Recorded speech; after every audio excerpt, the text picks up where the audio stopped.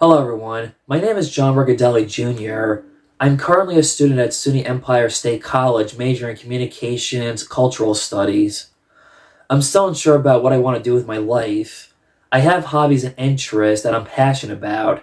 It can be hard sometimes.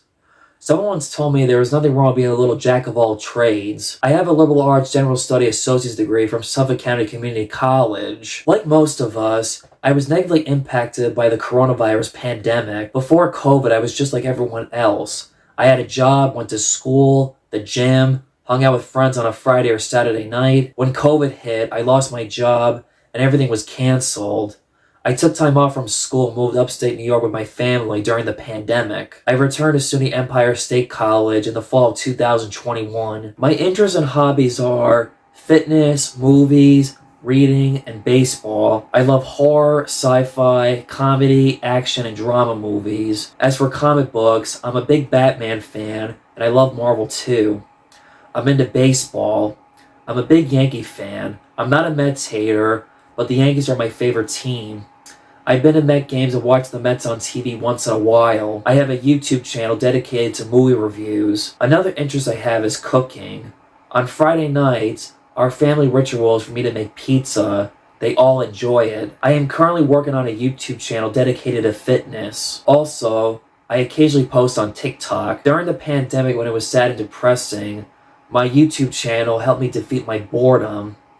It was also therapeutic for me getting over an ex-girlfriend at the time, but I am no means a social media influencer. I started the channel based on my interest. In the past, I've worked on indie films as a boom operator.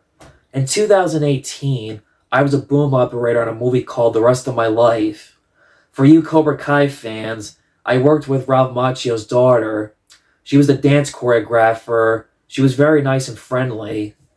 Hopefully, someday I'll get to direct some small indie films for fun as a side hustle. I'm an uncle to a niece and nephew that I love and adore a lot. Being an uncle is fun and great. You spoil your niece and nephew, play with them, give them cookies, and send them home. My reason for taking this class, Professor McKay recommended it for me because of knowing my interest in filmmaking. I also want to show some of my story ideas I've had in mind for a while to see how they will be and hope that they can understand and connect. Two potential stories that I have in mind are my experiences being a caretaker for my grandfather, or about a friend who passed away last year. For visual presentation, digital storytelling, I will show some photos describing my story to give visualizations of how this photo defines my story and life. One of the most important things for digital storytelling is using a storyboard. A storyboard is written or graphical representation deciding what will be included in your digital storytelling. It's the most important thing to prior to your digital story to set up for success.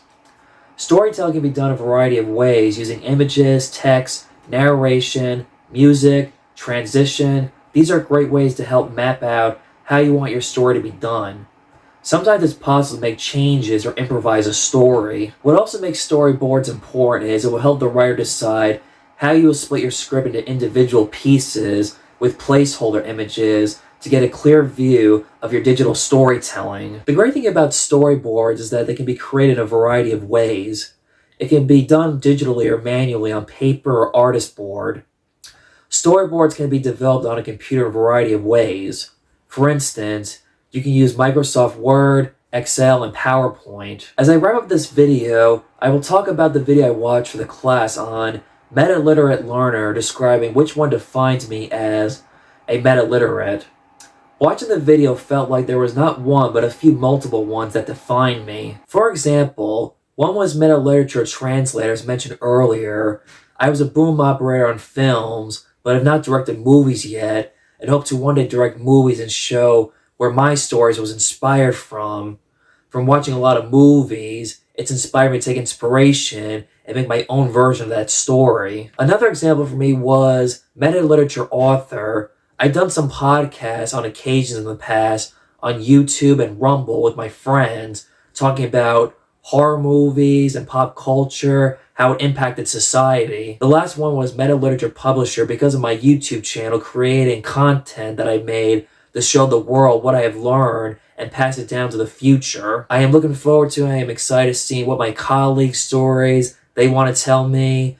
hope to learn something and be inspired by their stories on their point of views.